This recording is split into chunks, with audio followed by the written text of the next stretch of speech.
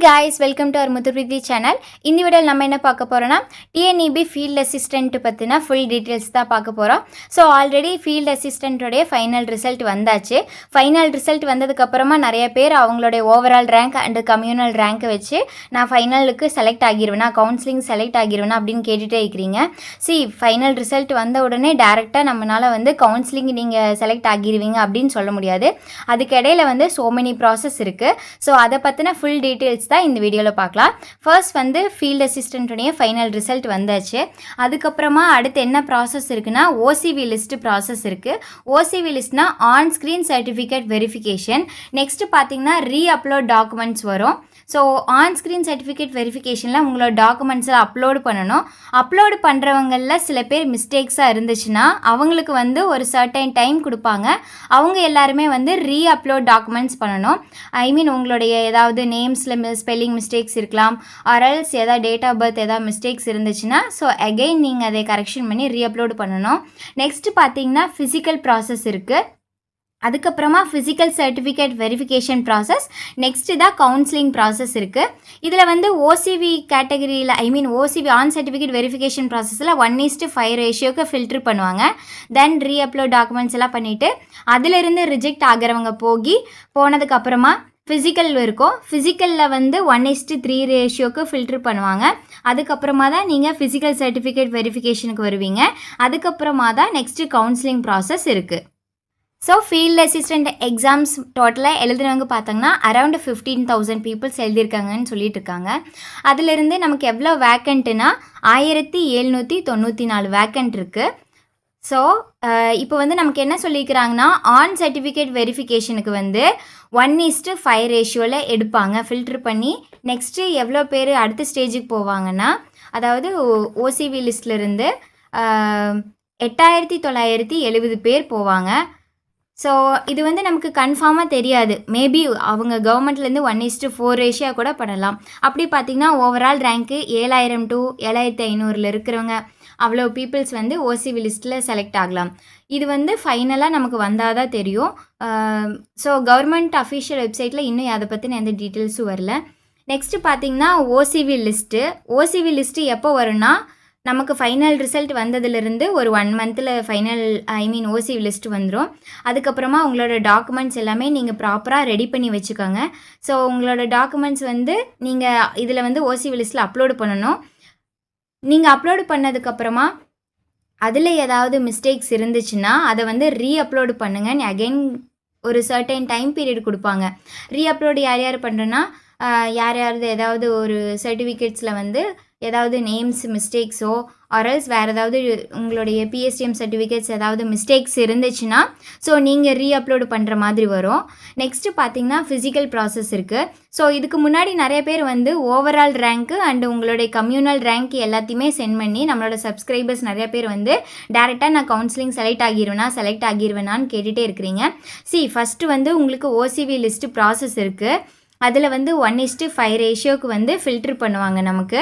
அதுக்கப்புறமா தான் ரீஅப்லோடு ப்ராசஸ் இருக்குது. இதுலேயும் உங்களோட சர்டிஃபிகேட்ஸ் ஏதாவது ப்ராப்பராக இல்லைன்னா டைரெக்டாக உங்களை ரிஜெக்ட் பண்ணிடுவாங்க.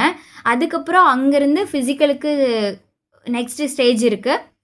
ஸோ ஃபிசிக்கலில் 3 கேட்டகரி டைப்ஸ் ஆஃப் ஃபிசிக்கல் இருக்குது. ஃபர்ஸ்ட் ஒன் பார்த்திங்கன்னா போல் கிளைம்பிங் பண்ணணும். நெக்ஸ்ட் 35 kg 100 மீட்டர் வாக் பண்ணணும். Then another 3rd category. So இந்த மாதிரி 3 கேட்டகரி ஃபிசிக்கல் இருக்குது. ஸோ நிறைய பேர் ஃபிசிக்கல் ஏதாவது ரிசர்வேஷன் கொடுத்துருக்குறாங்களா இல்லையா, உமன்ஸுக்கு ஏதாவது ரிசர்வேஷன் கொடுத்துருக்குறாங்களா அப்படின்னு கேட்டுகிட்டே இருக்கிறீங்க. இன்னும் நமக்கு டிஎன்பிசி அஃபிஷியல் போர்ட்லேருந்து அதுக்கு உண்டான எந்த தகவல்களும் வெளியிடலை. மேபி ஏதாவது இனி ஃப்யூச்சரில் சொன்னாங்கன்னா நான் கண்டிப்பாக உங்களுக்கு அப்டேட் பண்ணுறேன். ஃபஸ்ட்டு நமக்கு ஓசிவி லிஸ்ட்டு வந்ததுக்கு அப்புறமா தான் நெக்ஸ்ட்டு ஃபிசிக்கல் ப்ராசஸே இருக்குது. ஸோ அரவுண்ட் ஒரு 60 days இருக்கும்.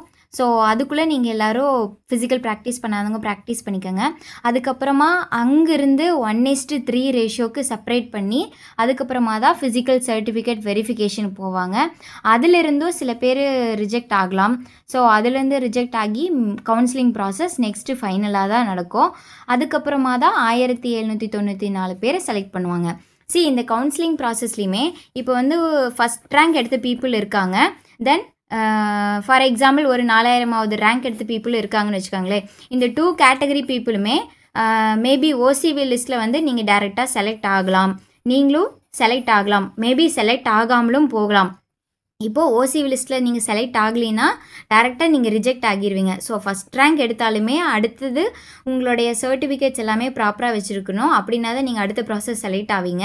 அதே மாதிரி 4000 ரேங்க் எடுத்தவங்க வந்து அவங்களும் வந்து ஓசிவி லிஸ்ட்டில் வந்து செலக்ட் ஆகி இப்போ 2 பேருமே ஓசிவி லிஸ்ட்டில் செலக்ட் ஆகிட்டாங்கன்னு வச்சுக்கோங்களேன். அடுத்தது வந்து ஃபிசிக்கல் ப்ராசஸ் இருக்குது. ஸோ ஃபிசிக்கல் ப்ராசஸ் போனாங்கன்னா ஸோ இந்த மாதிரி 3 கேட்டகரி டைப்ஸ் ஆஃப் இருக்குங்களா ஃபிசிக்கலு. ஸோ இது எல்லாத்தையுமே அவங்க வந்து ப்ராப்பராக பண்ணணும். ஸோ போல் கிளைம் பண்ணுறதாகட்டும், 35 kg வெயிட் லிஃப்ட் பண்ணுறதாகட்டும், ஸோ இந்த மாதிரி எல்லா ப்ராசஸையுமே அவங்க கரெக்டாக முடித்தாதான் அடுத்த செக்மெண்ட்டுக்கே போவாங்க. இல்லைன்னா இந்த ஃபஸ்ட் ரேங்க் எடுத்தா இருந்தாலும் சரி, ஸோ டேரெக்டாக ரிஜெக்ட் ஆயிடுவாங்க ஃபிசிக்கல் பிளேஸில். ஸோ 4000ஆவது ரேங்க் எடுத்தவங்க ஓசிவி லிஸ்ட்டும் ப்ராப்பராக வச்சுருந்து ஃபிசிக்கலும் ப்ராப்பராக பண்ணியிருந்தாங்கன்னா அடுத்த ப்ராசஸ்க்கு போவாங்க. அப்படியே அடுத்த ப்ராசஸ்க்கு இப்போ 2 பேருமே வராங்கன்னு வச்சுக்கோங்களேன். இப்படி 2 பேருமே வந்தாலுமே ஸோ உங்களோட கம்யூனிட்டி தனித்தனி கேட்டகரி வைஸ் இருக்குது. இப்போ ஒருத்தவங்க வந்து பிசியாக இருக்காங்க, ஒருத்தவங்க வந்து எஸ்சி கேட்டகரியில் இருக்காங்கன்னா, ஸோ உங்களுக்கு தெரியும் பிசி கேட்டகரியில் டோட்டலாக எவ்வளோ பர்சன்டேஜ் பீப்புள் செலக்ட் பண்ணுவாங்க, தென் எஸ்சி கேட்டகரியில் இருக்கிறவங்கள டோட்டலாக எவ்வளோ பர்சன்டேஜ் செலக்ட் பண்ணுறாங்க அப்படிங்கிறது டீட்டெயில்ஸ் ஆல்ரெடி நான் உங்களுக்கு ஒரு வீடியோவில் டீட்டெயிலாகவே கொடுத்துருக்குறேன். ஸோ ஃபஸ்ட்டு உங்களுக்கு அந்த டீட்டெயில் எப்படி பார்க்குறேன்னு தெரியலன்னா அந்த வீடியோ ஃபுல்லாக பாருங்கள். அதுக்கப்புறம் தான் பிசியில் வந்து எவ்வளோ பீப்புள் செலக்ட் பண்ணுறாங்க பிசி கேட்டகரியில் இருக்கிறவங்க. இதை விட மெயினாக வந்து ஜென்ரல் கேட்டகரி இருக்குது. ஸோ டேரெக்டாக நீங்கள் வந்து ஜென்ரல் கேட்டகரிக்குள்ளே போவீங்க. ஜென்ரல் கேட்டகரியிலேருந்து ஒரு சர்டைன் பீப்புள் செலக்ட் பண்ணுவாங்க. 556 ஏதோ சொல்லியிருந்தேன் இன்னொரு வீடியோவில். ஸோ அந்த பீப்புள்ஸ் வந்து ஜென்ரல் கேட்டகரிக்குள்ளே போயிட்டு அதிலிருந்து செலக்ட் ஆகிட்டு சப்போஸ் அதில் செலக்ட் ஆகாதவங்க தான் அடுத்து உங்கள் கம்யூனல் கேட்டகரிக்குள்ளே வருவீங்க.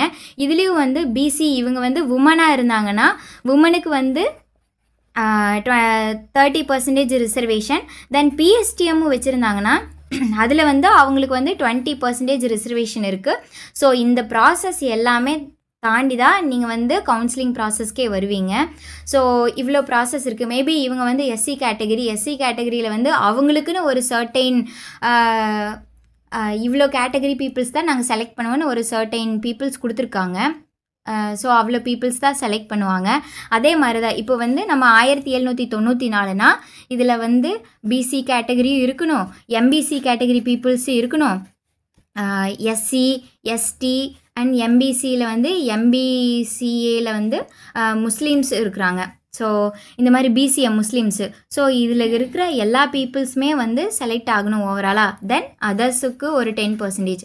இதனோட டீட்டெயில்ஸ் தெரிலனா உங்களுக்கு ஆல்ரெடி நான் ஒரு வீடியோலேயே வந்து டீட்டெயில்டாக எக்ஸ்ப்ளனேஷன் கொடுத்துருக்குறேன். ஸோ அந்த வீடியோ ஃபுல்லாக போய் செக் பண்ணி பாருங்கள்.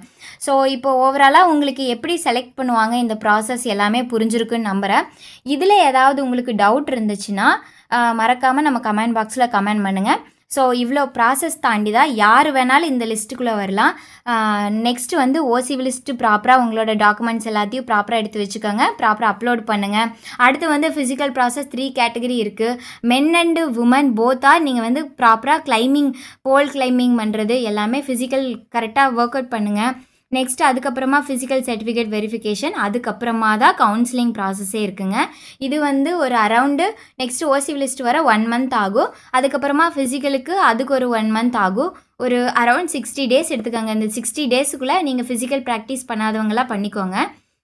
அதுக்கப்புறமா வந்து தான் ஃபைனல் செலெக்ஷன் 1794 பீப்புள்ஸ் வந்து செலக்ட் பண்ணுவாங்க. ஸோ இப்போ எப்படி இது வந்து கால்குலேட் பண்ணுறது அப்படிங்கிறது பற்றின ஒரு தெளிவான புரிதல் உங்களுக்கு கிடச்சிருக்குன்னு நான் நம்புகிறேன். இந்த வீடியோ உங்களுக்கு யூஸ்ஃபுல்லாக இருந்துச்சுன்னா நம்ம சேனலை லைக் பண்ணுங்கள், உங்கள் ஃப்ரெண்ட்ஸுக்கு ஷேர் பண்ணுங்கள், மறக்காமல் நம்ம சேனலை சப்ஸ்கிரைப் பண்ணுங்கள். ஸோ இதே மாதிரி மோர் அப்டேட்ஸ் வேணும்னா தொடர்ந்து நம்ம சேனலை ஃபாலோ பண்ணுங்கள்.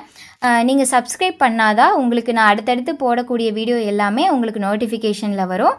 ஸோ நல்லதே நினைப்போம், நல்லதே நடக்கும். All the best guys.